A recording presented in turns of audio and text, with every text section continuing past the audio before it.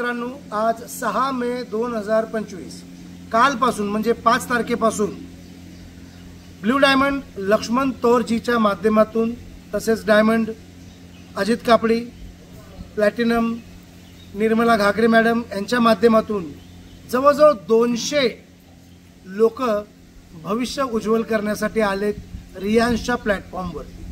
स्वस्थ भारत तसंच आर्थिक आझाद भारत हे आमचं मिशन आहे। या मिशनमध्ये आणखीन एकदा 200 लोकांची भर पडली आहे आणि तुम्ही यांचा उत्साह पाहू शकता।